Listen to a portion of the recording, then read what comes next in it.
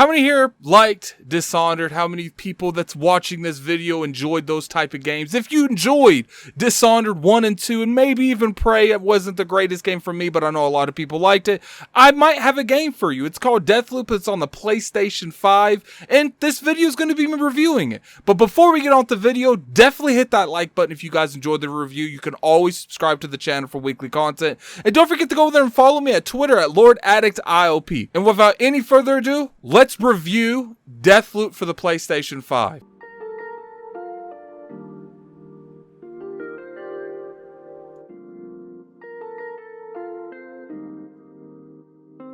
What's going on, you guys? Gaming Ad here, coming at you with another video. Today we're going to be reviewing DeathLoop for the PlayStation 5. Ironically made by a Microsoft studio. Yes, that's right. You heard me correctly. This is one of those studios that Microsoft bought that was currently working on a PlayStation 5 exclusive, and they honored that agreement. So this is a PlayStation 5 exclusive. Most likely going to come out for the Xbox next year, but right now we're going to be reviewing the PlayStation 5 version as of launch, as of right now. First thing we're going to talk about is we're talking about the story of DeathLoop. It's a typical arcade game. Now, that doesn't really necessarily mean anything positive or anything negative.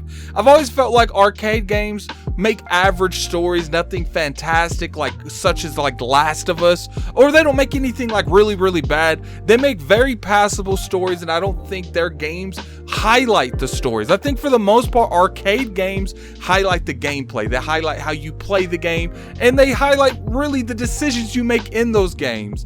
And the story's always what complemented that gameplay. It always was the driving factor to why you would play an arcade game, is to use that gameplay to find out what story they're telling. I don't necessarily think it's the other way around. I do feel like there's a lot of games out there that, you know, the story is so good it doesn't really matter what that gameplay is like, because you're really intrigued on what's going to happen next. I feel like when it comes to Arcane, DeathLoop in particular, it's pretty much the other way around. The gameplay is so good that it really wants you to learn more of the story and use that gameplay to complete that story. Now let's talk about a little bit about gameplay, what I was talking about earlier. This game is, you know, probably right on par with Dishonored in terms of how the gameplay is. You know, you can play from your typical assassination type to the typical stealth type. You can go in there guns blazing if you want. It does honor that type of gameplay that arcade games have had in the past. Arcane.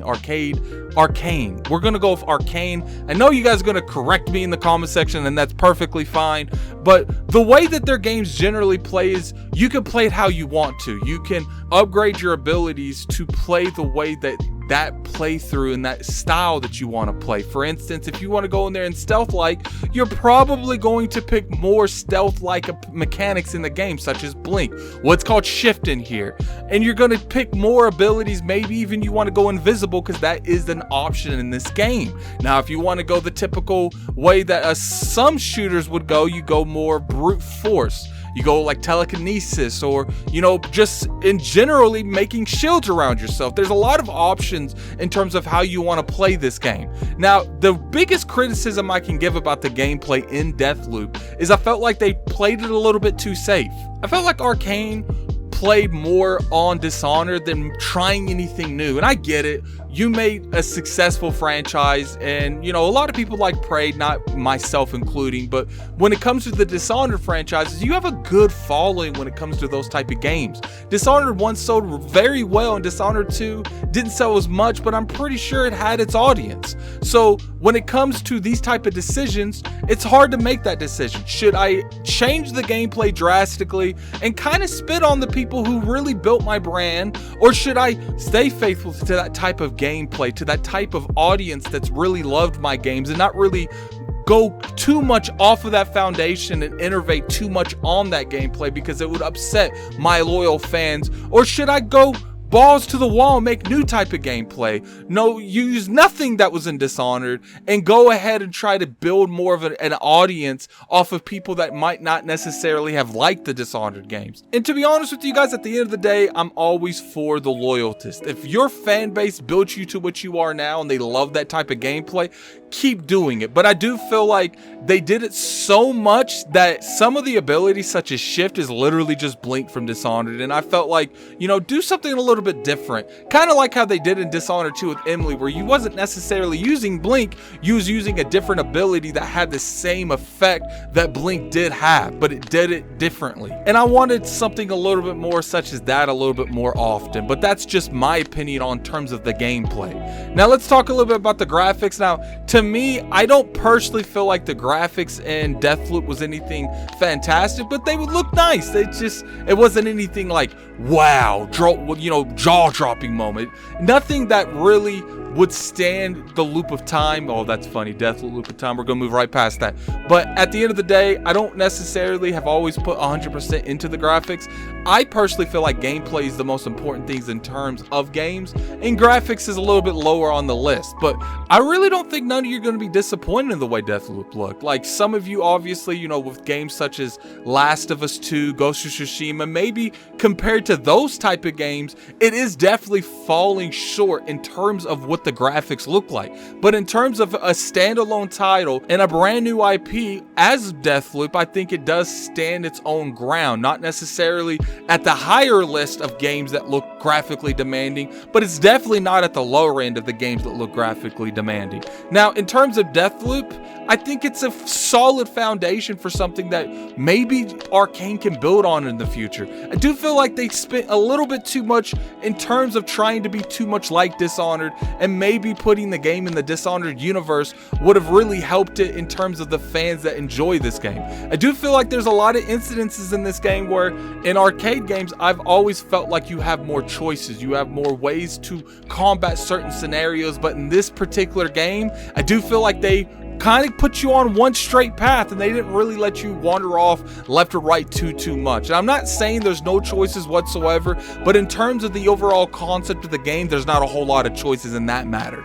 I do think DeathLoop is worth the $70 if you enjoyed those Dishonored type games. If you didn't, definitely stay away from it. I don't think they did anything drastically enough to win you over if you didn't like Dishonored 1 and 2. And if you think that this game's going to be drastically better than Dishonored 1 and 2, I don't really think that either. I think it's about on the same par, maybe a little bit lower.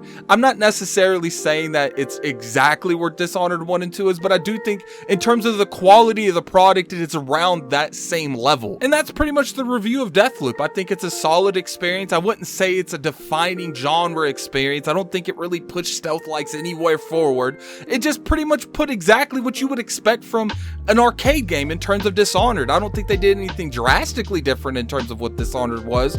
And for the most part, everything they've done in the game is then done in another game. I just feel like in terms of this game, DeathLoop's not a console seller, but I do think if you do have a PlayStation 5 or you have a good enough PC and you can get this on sale, definitely pick it up.